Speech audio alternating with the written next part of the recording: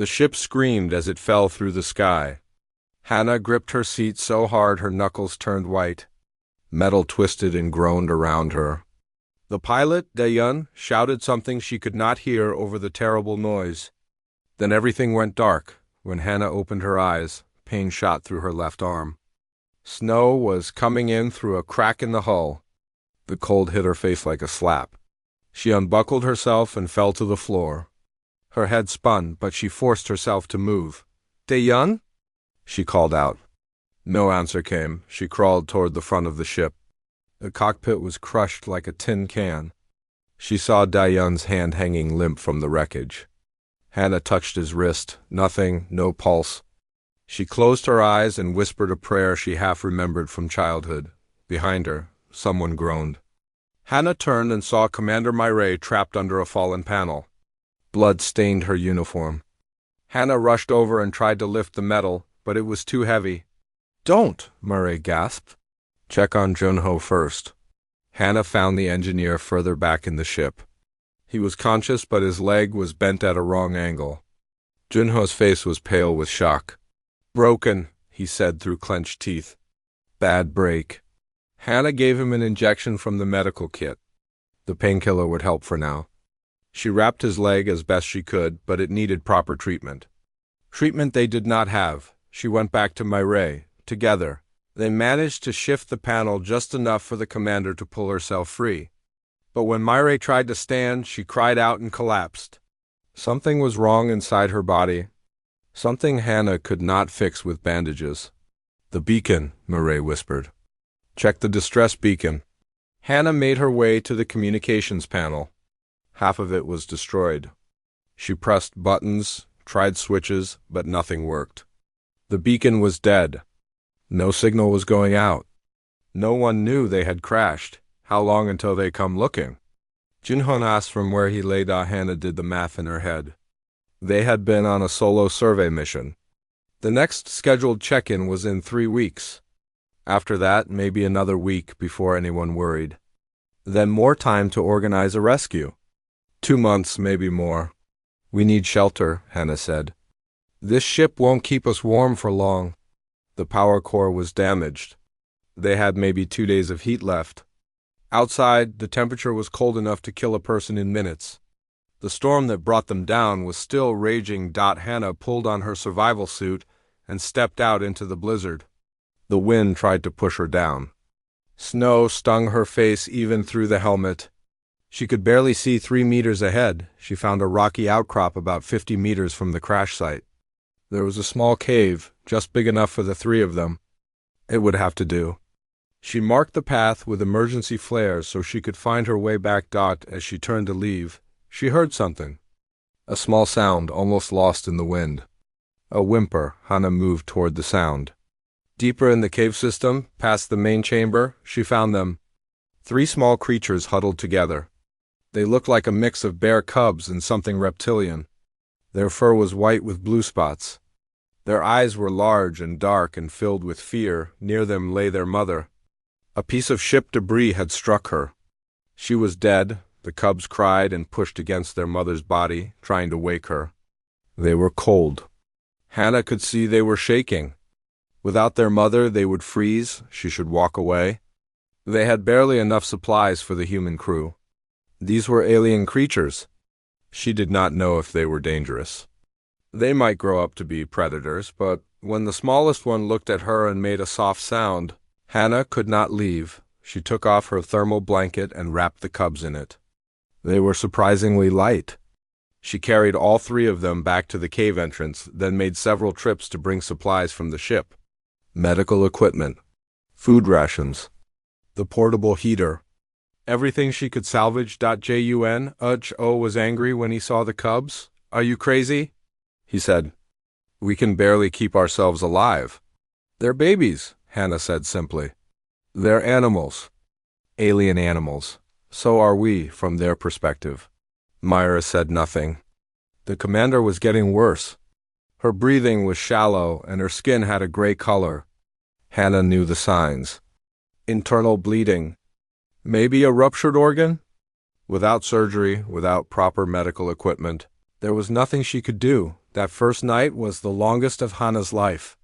She sat between Mireille and Junho with the 3 cubs pressed against her chest. The portable heater glowed weakly in the corner. Outside, the storm howled like something alive and angry. The cubs were terrified. They made small crying sounds and burrowed into her suit. Hana found herself humming to them. An old lullaby her grandmother used to sing. The cubs seemed to calm down when she made sounds. Mireille died just before dawn. She went quietly, slipping away between one breath and the next. Hana closed the commander's eyes and said a few words. Junho cried silently. The cubs seemed to sense the sadness and pressed closer to Hana. They buried Mireille outside when the storm cleared enough. The ground was too frozen to dig properly, so they covered her with rocks from the cave. It was not much, but it was all they could do. 2 months, Junho said, staring at the grave. We have to survive 2 months. Hana looked down at the 3 cubs. They were awake now, looking around with curious eyes. The smallest one licked her gloved hand. We'll make it, Hana said. She did not know if she believed it, but she said it anyway. That night she gave the cubs names. The largest one she called Bomb, which meant spring. The middle one was Hanuel, which meant sky. The smallest was Nara, which meant country. When she said their names, they looked at her. Maybe they did not understand, but it felt important to name them. Hana shared her food with them. Small pieces of protein rations. They ate hungrily. Junho watched but said nothing now. He was too tired to argue as she fell asleep that night, with 3 alien cubs curled against her for warmth. Hana wondered what she had gotten herself into. But she also knew, deep in her, that she could not have done anything different. Some things mattered more than survival. Some things were worth protecting, even when it made no sense. The cubs slept peacefully. Outside, the wind continued to blow. And somewhere far above, the stars watched without judgment. The days blurred together into a gray routine of cold and hunger. Hana marked each day with a scratch on the cave wall. 5 days since the crash. Then 10. Then 15. Junho's leg was not healing right. The infection started on day 7. Red streaks spread up from the break. Hana used their precious antibiotics, but the medicine was running low. Everything was running low. The food would last maybe 3 more weeks if they were careful. The heater's power cell was dying. They kept it on for just a few hours each day. The rest of the time, they huddled together for warmth. The cubs were growing fast. Too fast, Hana thought. Already they were twice the size they had been when she found them. Bomb, the largest, was now as big as a medium dog. Their appetites were enormous. We need to make a choice, Junho said one morning. His face was pale and sweaty from the fever. The food won't last. Not for all of us? Hana knew what he meant. She pretended not to understand. I'll go hunting, she said. There must be something living out there. In this? Junho gestured at the cave entrance. Another storm was raging outside. The 3rd one this week. You'll die before you find anything. Then we'll ration more carefully. Hana, Junho grabbed her arm. His hand was burning hot. Those things need to go. They're eating our supplies. They're not human. They're not our responsibility. Hana pulled her arm away. They're children. They're animals. So are we. Hana's voice was sharp. We're all just animals trying to survive. But we're supposed to be better than just survival instinct. We're supposed to be able to care for things that aren't like us. Junho laughed, but it was a bitter sound. That's easy to say when you're not dying of infection. Hana looked at his leg. The bandage was soaked through with pus. The smell was bad. She knew the infection was winning. I'm sorry, she said quietly. I'm doing everything I can. I know. Junho closed his eyes. I know you are. I'm just scared. I don't want to die on this frozen rock. The cubs were watching them. They had learned to understand tone, if not words. When voices were raised, they became nervous. Nara, the smallest, crept over to Hana and pressed against her leg. That afternoon, Hana made herself go outside despite the storm. She could not just sit and wait to die. She followed the rocky terrain, searching for any sign of life. She found nothing. Just snow and ice and wind that tried to push her down. She was about to turn back when she saw something strange. A wall of smooth stone rising from the ice. Too smooth to be natural. Hannah moved closer. It was definitely made by someone. Something. The stone had markings on it. Symbols carved deep into the rock. And beneath the ice, she could see more structures. Buildings maybe, or ruins of buildings. She ran her gloved hand over the symbols. They seemed to glow faintly, a soft blue-green light. The light pulsed like a heartbeat. A sound behind her made Hannah spin around. 3 shapes moved through the snow. The cubs. They had followed her outside? No. Hannah shouted, "Go back. It's too cold for you." But the cubs did not listen. They ran to her, making excited sounds. When they reached the stone wall, they stopped. Baum stepped forward and pressed his nose to the carvings. The light grew brighter. The cubs began to make a sound Hannah had never heard before. A low humming that seemed to vibrate in her chest. The stone responded. The glow spread across the wall, following the carved lines. Hannah stared in shock. The cubs knew this place, or recognized it somehow. These ruins were connected to their species. The storm was getting worse. Hannah herded the cubs back to the cave. They went reluctantly, looking back at the glowing wall. When they returned, Junho was worse. He was talking to people who were not there. His fever was so high that Hannah could feel the heat radiating from him. "There's something out there," Hannah told him, trying to distract him. "Ruins, ancient buildings under the ice. I think this planet was inhabited once." Junho did not seem to hear her. He was looking at something only he could see. That night, the cubs did something new. They had been sleeping curled up against Hannah for warmth. But now Baum got up and walked to the cave entrance. He stood there for a long moment, then walked out into the darkness. Hannah started to follow, but Haniel blocked her path. The cub made a soft sound, a reassuring sound. "Trust me," it seemed to say. An hour later, Baum returned. He was dragging something, a small creature already dead. It looked like a white rabbit with too many legs. Baum dropped it at Hannah's feet and sat down, looking proud. Hannah stared at the dead animal. The cub had hunted, had brought food back. For her, "Thank you," she whispered. She touched Baum's head, and the cub leaned into her hand. She cooked the meat over the heater. It did not taste good, but it was fresh protein. She shared it with Junho and the cubs. It was not much, but it was something. The next day, all 3 cubs went hunting. They worked together, communicating with sounds and movements.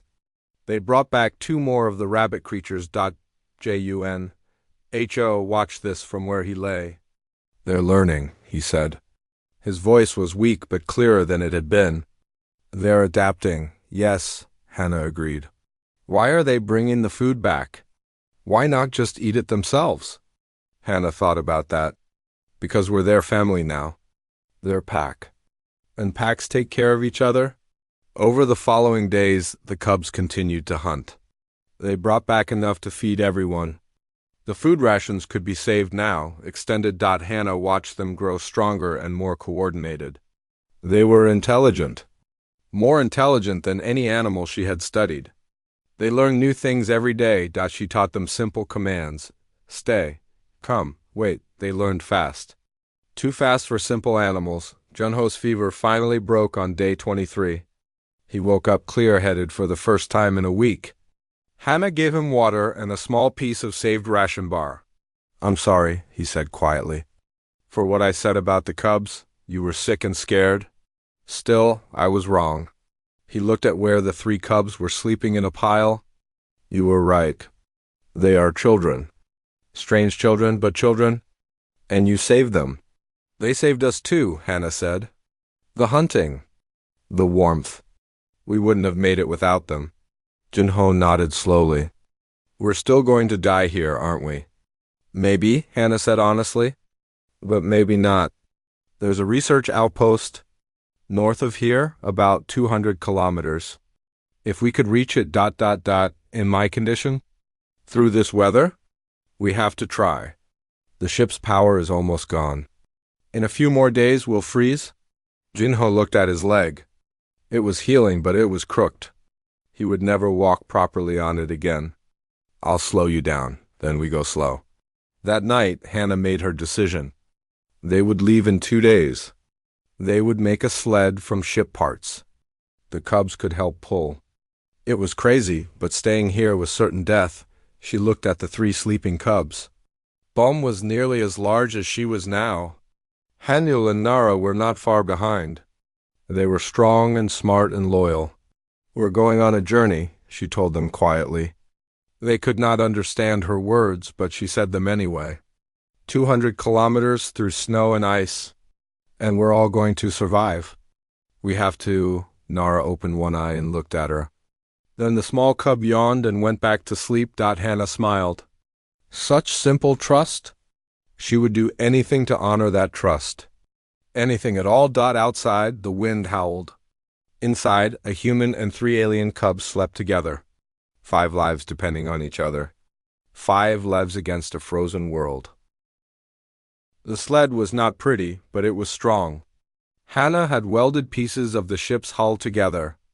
She attached harnesses made from safety cables. It would hold Junho and their supplies.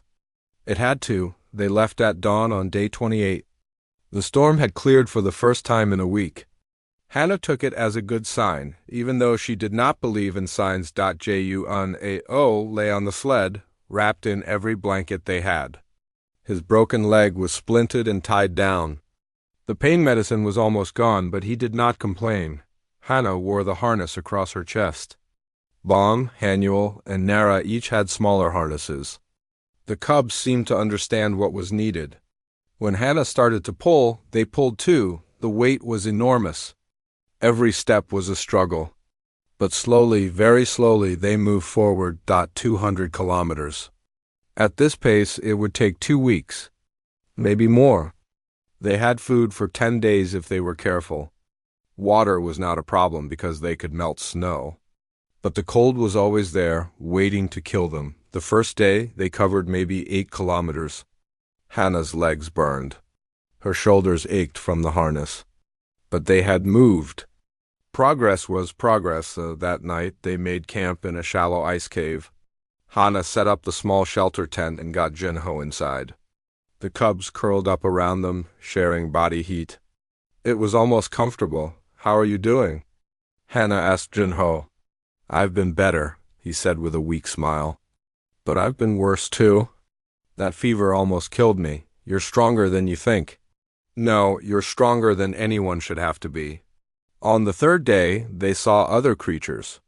Large shapes moving in the distance. Adult versions of the cub's species. Massive things, easily 3 meters tall when standing upright. Predators. Hannah froze. The cubs stopped pulling and became very still. Bom stepped forward, placing himself between Hannah and the distant shapes. The adult creatures noticed them. Several turned and began moving closer. Hannah, Junho whispered. We should run. We can't outrun them, Hannah said quietly. Stay calm. The adults approached slowly. There were 5 of them. Their eyes were intelligent and cold. They sniffed the air, studying the strange group. Bom made a sound. Low and rumbling. Not aggressive, but not submissive either. He was communicating something. One of the adults, larger than the others, stepped forward. It looked at the 3 cubs, then at Hannah, then back at the cubs. Its eyes narrowed. Hanyul and Nara moved to stand beside Bom. The 3 young ones formed a line between the adults and Hannah, protecting her. The large adult made a sound. A deep, vibrating call. The other adults responded. They circled the group once, twice. Hannah held her breath. Then, slowly, the adults turned and walked away. They disappeared into the snow. Hannah let out a breath she did not know she was holding. What just happened? I think, Junho said slowly, your cubs just told those adults that you belong to them. And the adults accepted it. Hannah looked at the 3 young creatures. They were wagging their tails now, pleased with themselves. Bom came over and nudged her hand. Good boy, she whispered. Good, brave boy. They continued north. Each day was the same struggle. Pull the sled. Make camp, sleep, wake up, and do it again. The cold never stopped. The wind never stopped. But they kept moving. On the seventh day, Junho's fever came back. Not as bad as before, but enough to make him delirious. He talked to people from his past. His mother. His sister. People Hannah had never met. "I'm sorry," he said to the empty air. "I should have visited more. I should have been better." Hannah gave him their last antibiotic. She did not know if it would help, but she had to try. That night, Junho was worse. Much worse. His breathing was loud and wet. His skin was gray. Hannah knew the signs. She had seen them before with Mireille. "Hey," Junho said suddenly. His eyes were clear for a moment. "Hannah, I'm here. I was wrong about everything. About the cubs. About what matters. You showed me something important. Don't talk like that. Save your strength. No, listen."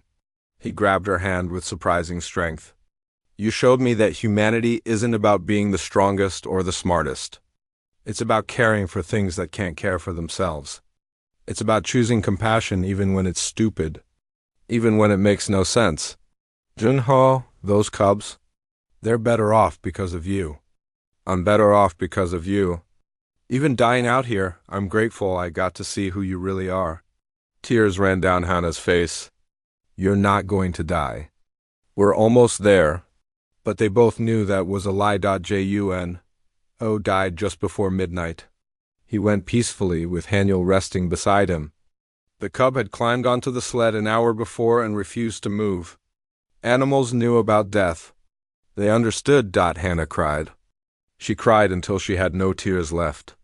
Then she wrapped Junho in a blanket and pulled him out into the snow. The ground was too frozen to dig. She built a cairn of rocks like she had done for Mireille. It took hours. Her hands were numb and bleeding by the end. She stood over the grave and tried to think of words to say. But there were no words big enough for this moment. The cubs came and stood beside her. All three of them made a sound together. A long, mournful howl that echoed across the frozen landscape. It was a song of sadness. A song of goodbye. Hannah listened and felt something shift inside her. The cubs were mourning. They understood loss. They were not just animals. They were people in their own way. After the howl faded, Hannah marked Junho's grave with his ID tags. She said a simple prayer. Then she turned north again. "Just us now," she told the cubs. "We have to keep going." They pulled the sled together. It was lighter now without Junho's weight, but heavier in other ways. On the 10th day they found more ruins. Larger ones this time, with tall pillars of carved stone rising from the ice. The symbols glowed brighter here. The same blue-green light pulsing like a heartbeat. The cubs became excited. They ran between the pillars, making happy sounds. This place meant something to them. Hannah explored carefully. The ruins formed a circle around a central plaza. In the middle was a flat stone covered in carvings. When she stepped on it, the carvings lit up beneath her feet. Images appeared in the air above the stone. Holograms, she realized. Ancient technology still working after who knew how long. The images showed this world long ago. Green and warm with oceans and forests. Creatures like the cubs lived alongside other beings. Tall beings that might have been humanoid. They lived together. Worked together. Built together. Then something changed. The images showed the world freezing. The oceans turning to ice. Most of the life dying. But some survived. The cubs' ancestors survived, adapting to the cold. The images faded. But Hannah understood now. This world had been home to multiple intelligent species. They had lived in peace. The cubs' kind were the descendants of that ancient civilization. "Your people built all this," Hannah said to the cubs. "You're not just animals. You never were." Baum looked at her with those dark, intelligent eyes.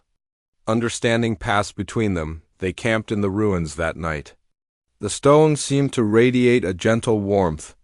For the first time in weeks, Hannah was not cold. As she fell asleep, the aurora danced overhead. Colors swirled and formed patterns. Almost like writing, almost like a language, the planet was watching her. She could feel it somehow. Recording her choices, remembering tomorrow they would continue north. Tomorrow they would reach the outpost or die trying. But tonight, in this ancient place, Hana felt something she had not felt since the crash. Hope. The storm hit on day 14. It was worse than any they had seen before. The wind was so strong it knocked Hana off her feet. Snow came at them sideways, stinging like needles even through her suit. They could not see more than a meter ahead. The temperature dropped so low that Hana's suit began to fail. Ice formed on the outside of her helmet. Her fingers went numb inside her gloves. "We need shelter," Hana shouted, but the wind stole her words. The cubs seemed to sense the danger. Bom took the lead, pulling them toward rocky terrain. Hana stumbled after him, trusting the cub to know where to go. They found a cave system just as Hana was about to collapse. The entrance was narrow, but they squeezed through. Inside, the wind's howl became distant. The cold was still there, but it was bearable. Hana's hands shook as she set up the small heater. It flickered once, twice, then died. The power cell was empty. They had no heat source left. "No," Hana whispered. "No, no, no." Without heat, they would freeze. Her suit was good, but not good enough for this cold. Not for hours or days. The cubs pressed against her. Their body heat helped, but it was not enough. She could feel the cold creeping into her bones. "I'm sorry," she told them. "I tried. I really tried." Nara made a soft sound and licked her face. Bom got up and walked deeper into the cave. Haniel followed.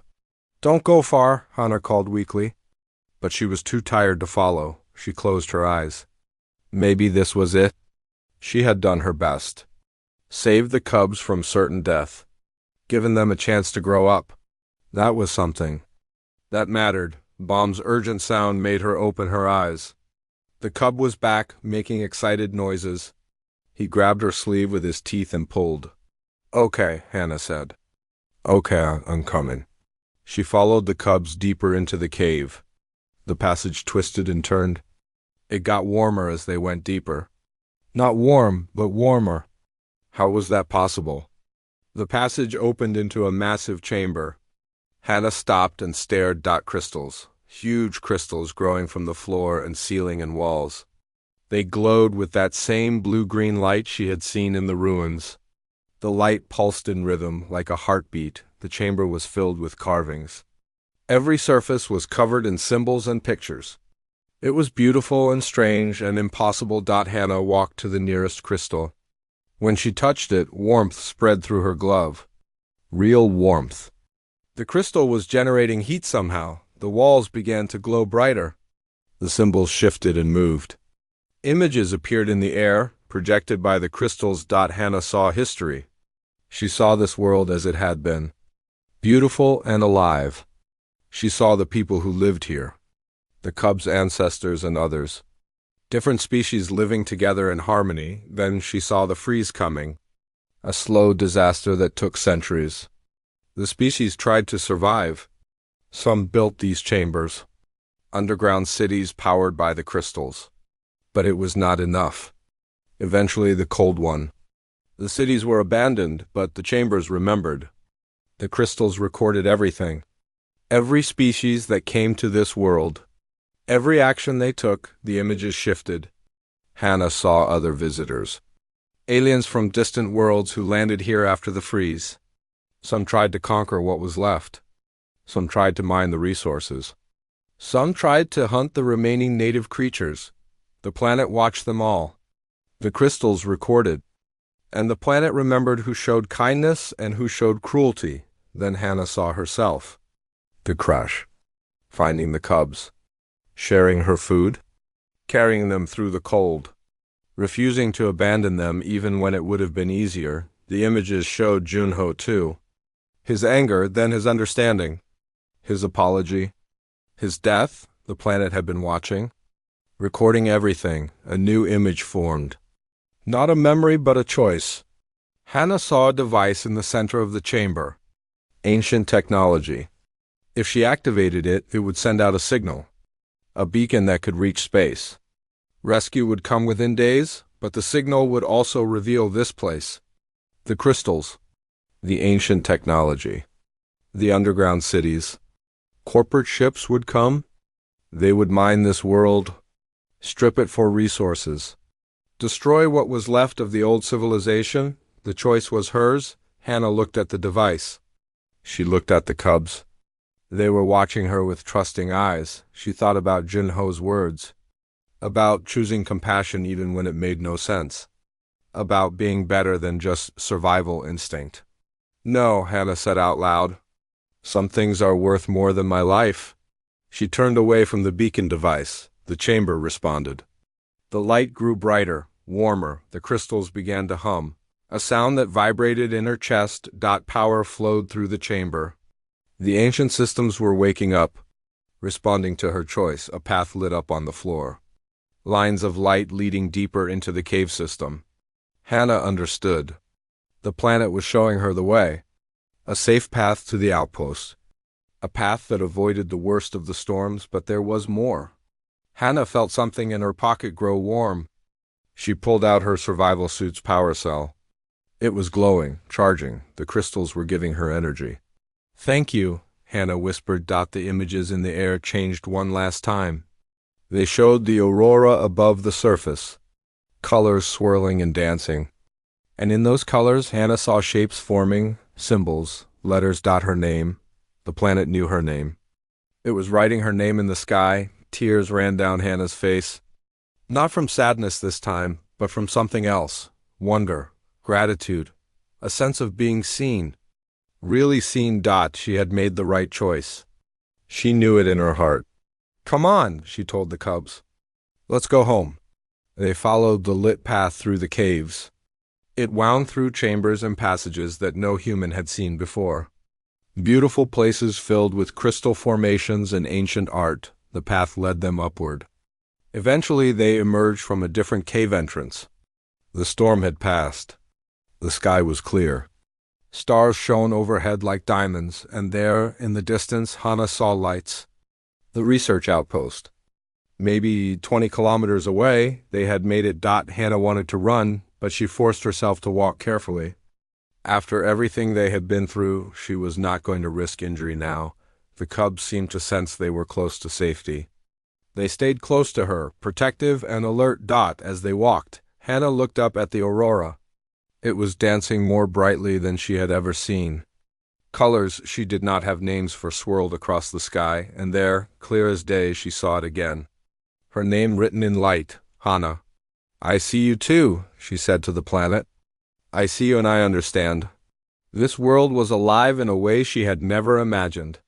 Not alive like a person or an animal, but alive in its own way, conscious, aware, remembering. It had judged her, tested her, and found her worthy. The outpost grew larger as they approached. Automated lights flickered on. The building systems were responding to her suit's signal. We made it, Hannah said to the cubs. We actually made it. Bomb made a happy sound. Hanyo and Nara ran in circles, playing in the snow. Hannah laughed. It was the first time she had laughed since the crash. It felt good. It felt right. They reached the outpost's entrance. The door opened automatically. Warm air rushed out. Inside, she could see medical equipment, food, supplies, everything they needed, but Hannah paused at the threshold.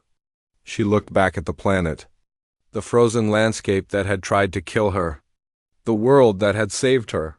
Thank you, she said again. The aurora pulsed once. Like an answer. Like a promise. Then Hannah and the 3 cubs stepped inside together. Into warmth and safety.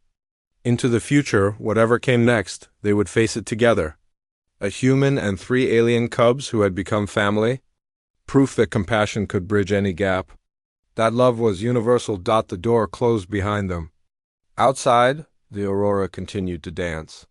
Inside, for the first time in weeks, Hannah felt warm. The outpost was small but well-equipped. Hannah spent the first day just recovering. She ate real food.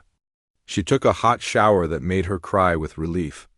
She slept in an actual bed. The cubs explored every corner of the building. They were curious about everything. Bomb figured out how to open the food storage. Haniel knocked over a chair and looked embarrassed. Nera found the window and spent an hour watching the snow outside. On the third day, Hannah activated the outpost communication system. She sent a message to the nearest colony. Help was coming. A ship would arrive in 2 weeks, 2 weeks to figure out what would happen next. The cubs were growing faster than ever. They were as large as adult humans now, powerful and graceful. They could easily hurt her if they wanted to, but they never did. They were gentle with her, protective. Hannah spent hours documenting everything. She wrote reports about the crash, the survival, the journey. She recorded everything she had seen in the crystal chamber. The history of this world. The choice she had made. She recommended that the planet be declared protected. No mining, no colonization, just observation and respect. She knew people would not want to hear that. There were valuable resources here. Money to be made, but Hannah did not care about money. The rescue ship arrived exactly on schedule. Captain Soman was a woman with kind eyes and gray hair. She stepped off her ship and stared at Hannah and the 3 massive cubs standing behind her.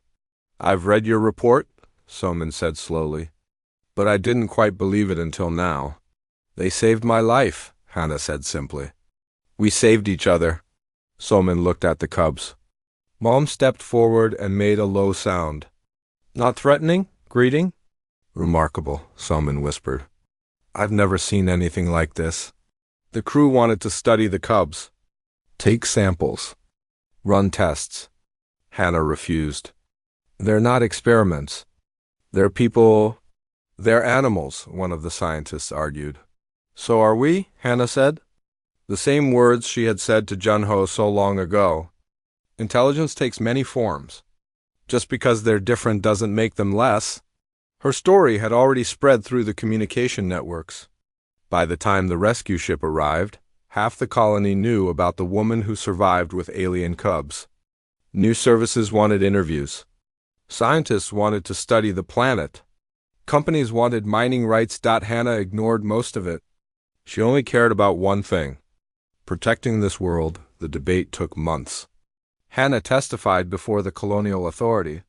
She showed them her recordings from the crystal chamber. She explained about the planet's consciousness. The way it remembered and judged, many people thought she was crazy. Trauma from the crash. Making up stories to process grief, but others believed her. Especially after expeditions found more crystal chambers. More ruins. More proof that this world had hosted an advanced civilization. Public opinion shifted. People across human space rallied around Hannah's cause. They called her a hero. They said she represented the best of humanity. Hannah did not feel like a hero. She had just done what felt right. In the end, the authority made their decision. The planet would be protected. A small research station could remain, but no mining. No large colonies. No exploitation. Hannah was offered the position of head researcher. She would live on the planet permanently. Study the native life. Ensure the protection laws were followed. She accepted immediately. "What about the cubs?" Soman asked. "They're getting older. Soon they'll need to mate. Have families of their own? They should be returned to the wild." Hannah knew that was true. The cubs were not pets. They were wild creatures who deserved to live as nature intended. She took them out into the wilderness, far from the outpost, to a valley where she had seen other members of their species. "This is where you belong," Hannah told them. Her voice was shaking. "You need to be with your own kind." The cubs looked at her. They did not move. "Go on," Hannah said. "You'll be happier here." Still, they did not move. Hannah started walking away. Every step hurt, but she kept going. The cubs needed to stay. They needed to be free. She heard footsteps behind her. All 3 cubs were following. "No," Hannah said firmly. "Stay." Bomb made a sound. A very clear sound that said, "No, you stay." They went through this routine for an hour. Hannah trying to leave. The cubs following. Finally, Hannah gave up and sat down in the snow. I don't know what to do, she admitted. Nara came and rested her head in Hannah's lap. Hanyo pressed against her side. Bom lay down nearby on guard as always. A sound made them all look up. A group of adult creatures were approaching. The same pack they had met on the journey. The large leader was at the front. Hannah tensed. But the cubs were calm. The adult creatures examined the situation. They looked at Hannah. They looked at the three cubs. Understanding passed between them. The leader made a gesture with its head. The message was clear. The cubs could stay with Hannah if they wanted. The pack accepted this, but there was more. The leader gestured for Hannah to follow. Confused, she got up and walked after the creature. The cubs came too. The pack led them to a cave. Inside were more cubs. Younger ones, no more than a few weeks old. They were orphans, Hannah realized. Cubs who had lost their parents. The leader looked at Hannah. The meaning was obvious. If she was going to adopt some cubs, she might as well help with these two. Hannah laughed and cried at the same time. Okay, she said. Okay, I understand. She would build a proper research station. A place where orphaned cubs could be raised. Where the native species could be studied and protected. Where humans and aliens could learn to live together. Years passed. The research station grew. Other scientists came to help. They learned to communicate with the native species. Sign language combined with the cubs' natural va-o-z-a-l, i-z-a-t-i-o-n-s, Bom, Haniel, and Nara never left Hannah's side. They grew into massive, powerful adults. They found mates and had cubs of their own, but they always came back to Hannah. She watched their children grow up. And their children's children. Generations of cubs that knew humans as friends, not threats. Other human settlements on other worlds heard about the success on Terminus 7. They began to try similar approaches. Cooperation instead of domination. Friendship instead of exploitation. Hannah became famous, though she never wanted to be. People called her a pioneer, a bridge between species. The woman who proved that compassion was humanity's greatest strength. She just thought of herself as someone who had refused to abandon three scared cubs in the snow. One night, when Hannah was old and gray, she stood outside the research station. The aurora was dancing overhead. Brighter and more beautiful than ever, Bom, Haniel, and Nara stood beside her. They were old too now, gray in their fur, slower in their movements, but still strong. Still loyal, their cubs and grandcubs played in the snow nearby. A whole pack of creatures that trusted humans, that loved humans. We did something good, didn't we? Hannah said quietly. Bom pressed his massive head against her hand. Agreement. Hannah looked up at the aurora. And there, written in lights across the sky, she saw it again. Her name, Hannah, but this time there were more names. Daeyun, Mireille, Jinho. The planet remembered all of them. Everyone who had tried. Everyone who had cared. Thank you, Hannah whispered to the planet, for giving us a chance. For letting us prove what we could be. The aurora pulsed. A conversation between human and planet. Understanding flowing both ways. In the years that followed, more researchers documented the phenomenon. The planet did have consciousness. A slow, vast awareness that observed all who came to its surface. It remembered kindness. It remembered cruelty. And it chose which to reward. Other worlds were discovered with similar properties. Living planets that judged visitors. That could choose to help or hinder. Humanity learned to approach them with respect. With humility. With compassion. And it all started with one woman who refused to leave three cubs to die in the snow. Hannah lived to see her 100th birthday. She died peacefully in her sleep, surrounded by friends both human and alien. Bom lay beside her bed. The old creature stayed there for 3 days after, keeping vigil. They buried Hannah on a hill overlooking the valley, the spot where she had first tried to release the cubs back to the wild. Where they had refused to leave her, the entire pack came to say goodbye. Hundreds of creatures that were alive because of her. Because of her choice to care. The night after the funeral, the aurora blazed brighter than anyone had ever seen. Colors filled the sky from horizon to horizon, and written there, in letters of light visible across half the planet, was a single word. Hannah. The planet would remember her name. Forever, years later, children across human space learned her story in school. The woman who walked through snow with 3 alien cubs, who chose compassion over survival, who proved that humanity's strength was not in weapons or technology, but in the simple act of caring for others. Her story became legend, inspiration, proof of what humans could be when they tried. On Terminus 7, the pack still thrives. They live in peace with the researchers, a partnership between species. A dream made real. And sometimes, on clear nights, visitors swear they can still see her name in the aurora. A reminder. A promise. A hope. That compassion matters.